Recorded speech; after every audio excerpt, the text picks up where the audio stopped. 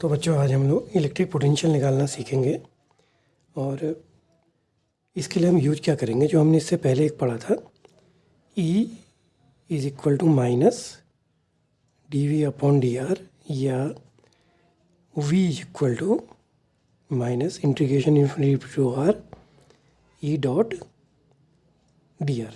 तो इस कॉन्सेप्ट का यूज करके हम लोग पोटेंशियल निकालना सीखेंगे। सामान्य रूप से अक्सर ई और डी आर के बीच का एंगल ज़्यादातर केसेस में हमें 0 डिग्री ही मिलता है। तो ये फॉर्मूला हम लोग इसको डायरेक्ट ऐसे भी यूज कर सकते हैं। जहाँ पर ये डिफरेंट होगा वहाँ पर हम फिर डॉट प्रोडक्ट लगा लेंगे। तो इलेक्ट्रिक फील्ड निकालना हम लोग सीख चुके हैं, तो इलेक्ट्रिक फील्ड का प्रयोग करके ही वी निकालना सीखेंगे। अब इसको कैसे निकालेंगे वही टॉपिक है जिसमें हमने पढ़ा था कि जैसे हमारे पास एक प्लस क्यू चार्ज था, पॉइंट चार्ज, इससे हमने आर डिस्टेंस पर ई निकाला था, जो वो आया था 1/4πε0 के क्यू अपॉन आर स्क्वायर। ये तो ई की वैल्यू आई थी। अब इसी में हम लोग इसका वी निकालना सीखेंगे। तो यूज क्या करेंगे, ये वाला। तो वी जो होगा इस पर्टिकुलर पॉइंट पर वो होगा माइनस इन्फिनिटी टू आर। अब हम इसको ई डी आर भी लिख सकते हैं। वो कैसे, देखो ई ये हुआ और डी आर इसी लाइन पे हुआ, तो इनके बीच का एंगल कितना होगा, ऑलवेज इस एक ही लाइन पे है तो 0 डिग्री। तो इसलिए मैंने कहा कि ज़्यादातर जगह हमें ये 0 ही मिलेगा। तो ई डी आर हो गया। अब माइनस इन्फिनिटी टू आर, ई की वैल्यू हमें पता है, तो जब ये हमें निकालने को एग्ज़ाम के पर्पज़ से भी अगर हम देखें आएगा तो हम पहले ई निकाल लेंगे। ई निकालना हम सीख चुके हैं, अब उसी को यूज करके हम लोग वी निकालेंगे। तो ई जो हमने निकाला था 1/4πε0 q upon r square d r. तो वी इज इक्वल टू, ये सारा कांस्टेंट बाहर आ गया, क्यू अपॉन 4πε0 के, और इंटीग्रेशन के अंदर बचा infinity to r d r upon r square. तो ये हो जाएगा क्यू अपॉन 4πε0 के। अब इसका इंटीग्रेशन कैसे करेंगे इसको देख लेते हैं। Integration of d r upon r square, ये कई जगह पर यूज होगा।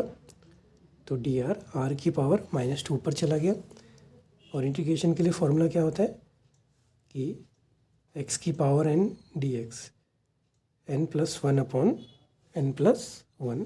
तो ये हो जाएगा, जो आर की पावर -2 था, -2 + 1 अपॉन -2 + 1। तो इस कंसेप्ट को हम लोग इसमें यूज करेंगे। तो ये बन जाएगा infinity to r d r, r की पावर -2। तो ये हो गया क्यू अपॉन 4πε0 के। इसका इंटीग्रेशन आ जाएगा -2 + 1 अपॉन -2 + 1 इन्फिनिटी टू आर। इसको और सॉल्व कर लेंगे तो ये बन जाएगा माइनस क्यू अपॉन 4πε0 के, आर की पावर -2 + 1 -1 अपॉन -1। तो ये माइनस माइनस फिर प्लस हो जाएगा, तो क्यू अपॉन 4πε0 के, आर की पावर -1, लिमिट इतनी लग गई, और ये और सॉल्व होके आ जाएगा क्यू अपॉन 4πε0 के, आर इन्वर्स को 1/r कर लेंगे। अब इसके बाद इसमें लिमिट को रख देंगे।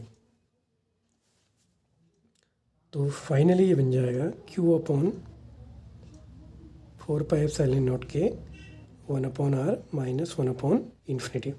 1/∞ हो गया 0, तो v बन गया 1/4πε0 के क्यू अपॉन आर। तो ये आ गया किसी भी पॉइंट चार्ज के थ्रू किसी पॉइंट पर इलेक्ट्रिक पोटेंशियल की वैल्यू। तो इसमें हमने क्या करा, हमने ई के थ्रू वी निकालना सीख लिया है। अब हम इसका उल्टा भी कर सकते हैं। अगर हमें वी पता हो तो वी के थ्रू हम ई कैसे निकालेंगे। एक क्वेश्चन ये भी अराइज होता है। कभी कभी ऐसा भी हो सकता है कि हमें वी पता हो, ई निकालना हो। अब थोड़ा सा इसमें एक चीज़ का ध्यान और रखना है कि वी जैसे इलेक्ट्रिक फील्ड था वो तो इस वेक्टर क्वांटिटी होती है, ये स्केलर होती है। तो ये डिपेंड करेगा कि आपका चार्ज कैसे नेचर का है।